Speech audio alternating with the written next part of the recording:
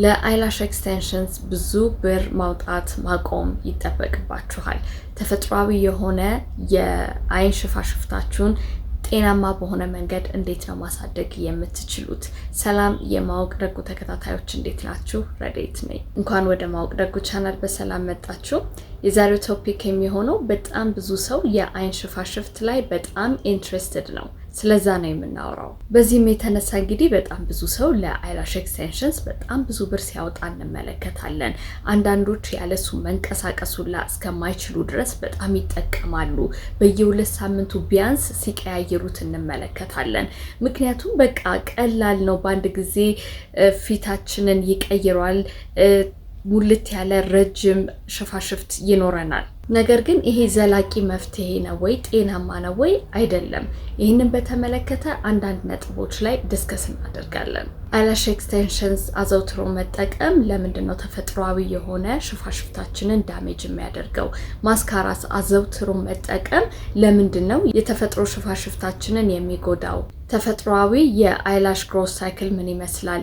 መቼ ነው ሜዲካል ትሪትመንት የሚያስፈልገው? ፕሪስክሪፕሽን ብቻ የሚሰጡ የአይላሽ ትሪትመንቶች አሉ። እነዛ ትሪትመንቶች ምንድን ናቸው? በቤታችን ተፈጥሯዊ ግብዓቶችንስ ተጠቅመን የአይን ሽፋሽፍታችንን መንከባከብና ማሳደግ እንችላለን ወይ? በምንድን ነው የምንችለው የሚለውን ነገር ዛሬ እናያለን። እሺ፣ መጀመሪያ ለምንድን ነው በጣም ብዙ ሰው አይላሽ ኤክስቴንሽንስ የሚጠቀመው? ለምንስ ነው የሚወደው የሚለውን እንመልከት። እንግዲህ በጣም ብዙ ሰው አይላሽ ኤክስቴንሽን የሚወደው ወዲያውኑ ውጤቱን ስለሚሰጠን ነው። አሁን አምጥቼ እዚህ ጋራ ቅንድቤ ላይ የአይን ሽፋሽፍቴ ላይ ብቀጥል ወዲያውኑ የምፈልገው ሉክ አገኛለሁ።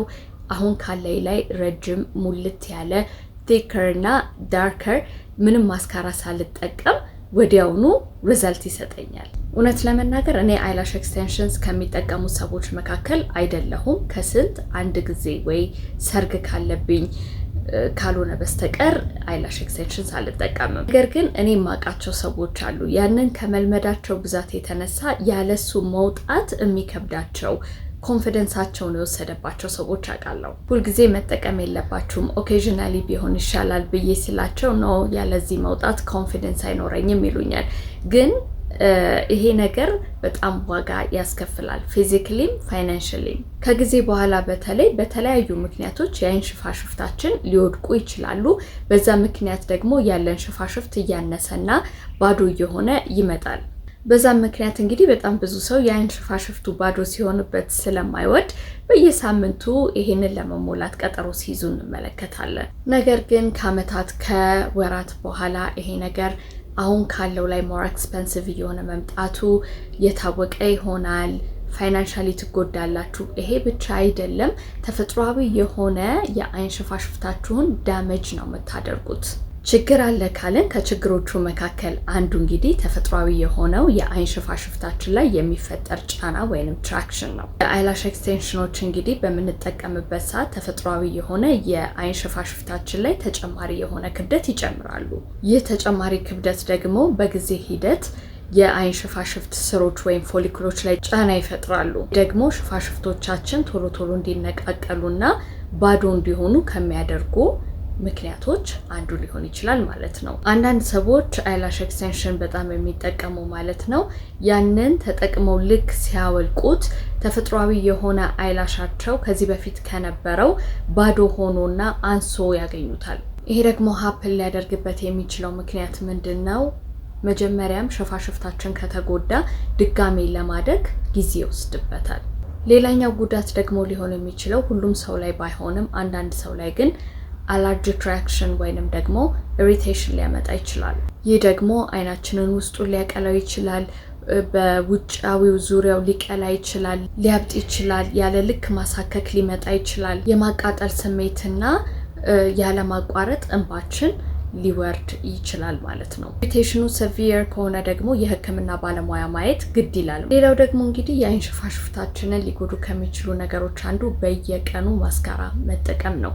አንዳንድ ጊዜ ማስካራ በየቀኑ ስንጠቀም የአይን ሽፋሽፍታችን እንደወደቀብንና እንደቀጠነብን ላናቅ እንችላለን። ከጊዜ በኋላ ግን ይሄ ዳሜጂንግ እየታየ ይሄዳል። ለምሳሌ ማስካራ ተቀብተን ማድረግ የሌለብን ነገር ምንድነው? ማስካራ ሳናስለቅቅ መተኛት ወይንም ደግሞ አግሬሲቭ በሆነ መንገድ ማስካራ ለማስለቀቅ በኃይል አይናችንን ማሸት፣ የቆየ ወይም የደረቀ ማስካራ መጠቀም እንዲሁም ደግሞ ማስካራን እየደጋገምን የአይን ሽፋሽፍታችንን ብዙ አድርጎ መቀባት እሱ ትክክል አይደለም። አንዳንድ ማስካራዎች ከተቀባናቸው በኋላ ቶሎ ከአይን ሽፋሽፍታችን ላይ አይለቁም። በዛ ምክንያት አንዳንድ ሰው በጣም አግሬሲቭ በሆነ መንገድ ያንን ለማስለቀቅ ሲታገል አይኑን ይጎዳል። በተጨማሪም ደግሞ በጣም በመናሽበት ሰዓት ብዙ የአይን ሽፋሽፍቶቻችን ይወድቃሉ። መውደቅ ብቻ ሳይሆን የአይን ሽፋሽፍት ስሮቹንም አብረን እንጎዳቸዋለን። ዋተርፕሩፍ የሚባሉ ማስካራዎች በተለይ ከተቀባናቸው በኋላ ቶሎ ለማስለቀቅ ስለሚከብዱ ኤክስትራ ኬር ይፈልጋሉ። እንግዲህ ጎላችን የሚሆነው ሙሉ ለሙሉ ማስካራን መቀባት ማቆም አይደለም። ነገር ግን ማስካራን ስንጠቀም ተጠንቅቀንና ስናስለቅቀውም ደግሞ በጣም በእርጋታ ቀስ ብለን ሊሆን ይገባል። ጤናማ የአይን ሽፋሽፍት እንግዲህ እንዲኖረን የምንፈልግ ከሆነ በቀን በቀን የምናደርጋቸው ልማዶች በጣም ወሳኝ ናቸው። እኔ እንግዲህ የአይን ሽፋሽፍቴን ጤናማ በሆነ መንገድ ለመንከባከብ ስላሰብኩኝ እነዚህን ነገሮች ወደ እናንተ ማጋራው አንብቤ ነው። ካነበብኳቸው ነገሮች መካከል ደግሞ በጣም የማረከኝና ማወቅ የምፈልገው የአይን ሽፋሽፍታችን አስተዳደጉ ሳይክሉ ምን ይመስላል የሚለውን እያየው ነበረ። እንግዲህ አንዳንድ ሰዎች የአይን ሽፋሽፍት በጣም በጥቂት ጊዜ ውስጥ የሚያድግ ይመስላቸዋል። ነገር ግን ይህ የተሳሳተ አረዳድ ነው። የአይን ሽፋሽፍታችን ልክ ፀጉራችን በሚያድግበት የተፈጥሮ የእድገት ዑደት ውስጥ ያልፋል። ይህ የዑደት ደረጃ ደግሞ 3 ነው። የእድገት ደረጃ አለ፣ የእረፍት ደረጃ አለ፣ የመርገፍ ደረጃ አለ። ስለዚህ ሙልት ያለና ረጅም የአይን ሽፋሽፍት የምንፈልግ ከሆነ የመጀመሪያው ትዕግስት ያስፈልገናል። ሁለተኛው ደግሞ ተከታታይ የሆነ እንክብካቤ ይፈልጋል። ኤክሰለንት የተባለ ላሽ ኬር ሩቲን ብንጀምር ራሱ በአንድ ጊዜ ውጤቱን አናየውም። ከወራት በላይ ሊፈጅ ይችላል። ለዛ ነው በጣም ብዙ ሰዎች የአይን ሽፋሽፍታቸውን ጤናማ በሆነ መንገድ በሰላም መንከባከብ ይጀምሩና ወዲያውኑ ግን ሪዛልቱን ስለማያዩት ተመልሰው ወደ አይላሽ ኤክስቴንሽን ይመለሱና ደህና የተንከባከቡትን አይላሻቸውን ያበላሹታል። ለዚህ ነው በጣም ትዕግስት ወሳኝ የሆነው። ተፈጥሯዊ በሆነ ግብአቶች የአይን ሽፋሽፍታችንን ልክ ፀጉራችንን በምንንከባከብበት መንገድ መንከባከብ እንችላለን።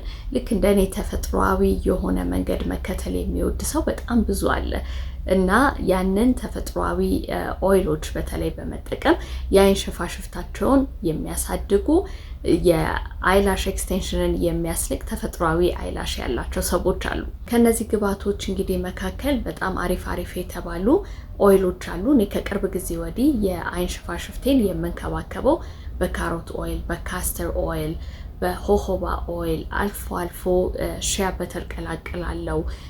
ብዙ ጊዜ ባይሆንም የቫይታሚን ኤ ኦይል። እነዚህ እንግዲህ በጣም ፀጉር ላይም ብትቀባቸው በአጭር ጊዜ ውስጥ ውጤቱን ያሳያችኋል። ስለዚህ ማታ ፊቴን ማሳጅ ስለማደርገው ለተወሰነ ደቂቃ በዛውም አብሬ አይኔ ላይ እቀባውና ውስጥ እንዳይገባ ተጠንቅቄ ተቀብቼ ከዛ በኋላ ለተወሰነ ደቂቃ ማሳጅ አደርገዋለሁ። ከዛ አድርበታለሁ። ጠዋት ፊቴን ታጠባለሁ። ይሄንን እንግዲህ እንክብካቤ በየቀኑ ነው ማደርገው፣ ምክንያቱም ፈጣን የሆነ ሪዛልት ማየት ስለምፈልግ። እንግዲህ ኤክስፔክት ማደርገው አሁን ካለኝ በላይ ረጅምና ሙልት ያለ ቲክ የሆነ አይላሽ ይኖረኛል ብዬ የምጠብቀው በ3 ወር ውስጥ ነው። እነዚህ ኦይሎች እንግዲህ የአይን ሽፋሽፍታችንን ከማሳደግ ባለፈ በደንብ አድርገው ሞይስቸራይዝ ያደርጉታል፣ ያጠነክሩታል። ጠነከረ ሲመጣ ደግሞ ለመሰባበር ተጋላጭ አይሆንም። ኦይሉን ግን በምታደርጉበት ሰዓት ለተወሰነ ደቂቃ ማሳጅ ብታደርጉት መክራችኋለሁ። እንግዲህ ሩቲናችሁ መሆን ያለበት ማታ ቤታችሁ ስትገቡ ፊታችሁን በደንብ አድርጋችሁ 2 ጊዜ ታጸዱታላችሁ፣ ትታጠባላችሁ። ከዛ በኋላ ይሄንን ኦይል በትንሹ አድርጋችሁ በዛውም ፊታችሁ ማሳጅ አድርጉ። ፊታችሁን ተቀብታችሁ አይናችሁን ጨፍናችሁ እኔ እያሳያችሁ ባለው መሰረት ማድረግ ትችላላችሁ። ከፈለጋችሁም እንግዲህ የማስካራ ማበጠሪያ ካላችሁ ይሄ ማስካራ ውስጥ ያለው ስፑሊ የተባለው ካላችሁ ንጹህ በሱ የነከራችሁ ማበጠር ትችላላችሁ። እኔ ግን እንደዛ ስለማይመቸኝ አይኔ ውስጥ ብዙ ጊዜ እየገባ ስለሚያስቸግረኝ አይኔን ከድኜ ከላይ እቀባውና በደንብ አድርጌ ማሳጅ ሳደርገው ከላይኛውም ከታችኛውም ያለው የአይን ሽፋሽፍቴ በደንብ አድርጎ ስለሚደርሰው ለተወሰነ ደቂቃ ማሳጅ አደርገዋለሁ። በዛው አድርበታለሁ። ከዛ ጧት ታጠባለሁ።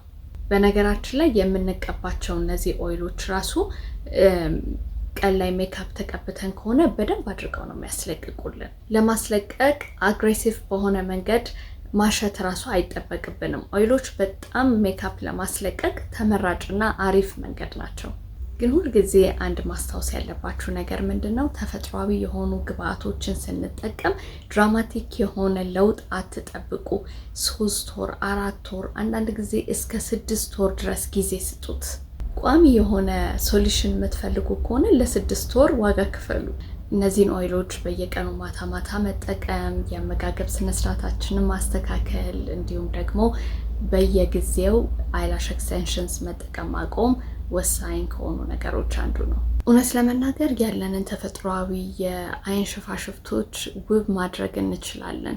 ነገር ግን ያው ትዕግስት ነው የሚያስፈልገን። ደጋግሜ ትዕግስት የምላችሁ ብዙዎቻችን ትዕግስት ስለምናጣ ነው፣ በተለይ ተፈጥሯዊ በሆነ መንገድ እንክብካቤ ስንጀምር። ሌላው ደግሞ እንግዲህ የአይን ሽፋሽፍታችንን ከምናጣባቸው ምክንያቶች አንዱ ሜዲኬሽን ሊሆን ይችላል፣ ኒውትሪሽናል ዴፊሽንሲ ሊሆን ይችላል፣ ኢንፌክሽን፣ ስኪን ዲስኦርደር፣ የተለያዩ ከጤና ጋር የተገናኙ ምክንያቶች ሊሆኑ ይችላሉ።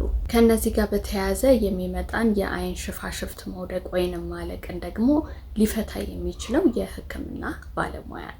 በዶክተር ብቻ የሚታዘዙ የአይላሽ ትሪትመንቶች አሉ። እነዚህ ትሪትመንቶች እንግዲህ የአይን ሽፋሽፍታችሁ እንዲያድግላችሁና እንዲበዛላችሁ ይረዳችኋል። ነገር ግን ከዶክተራችሁ ትዕዛዝ ውጪ ይሄንን መጠቀም አትችሉ። ስለ ቢማቶፕሮስት ብዙ ሰው ሊያውቅ ይችላል። ወዲያውኑ የአይን ሽፋሽፍታችንን ያሳድገዋል፣ ይሞላዋል። ግን እንዳልኳችሁ ይሄ በፕሪስክሪፕሽን ነው እንጂ ከዶክተር ትዕዛዝ ውጪ ሄደን የምንጠቀመው አይደለም። ስለዚህ በዶክተር የሚታዘዙልን እነዚህ ሜዲካል የሆኑ ትሪትመንቶችን በራሳችን ፍቃድ ሄደን አፕላይ ማድረግ የለብንም፣ የራሱ የሆነ ጉዳት ስለሚያስከትል። ስለዚህ ተፈጥሯዊ የሆነ የአይን ሽፋሽፍታችንን መንከባከብ እንችላለን። በጣም ቆንጆ ረጅምና ሙልት ያለ የአይን ሽፋሽፍት የምንፈልግ ከሆነ የነገርኳችሁን ግብአቶች መጠቀም ትችላላችሁ። ስለዚህ ከዛሬ ማታ ጀምሮ መጀመር ትችላላችሁ።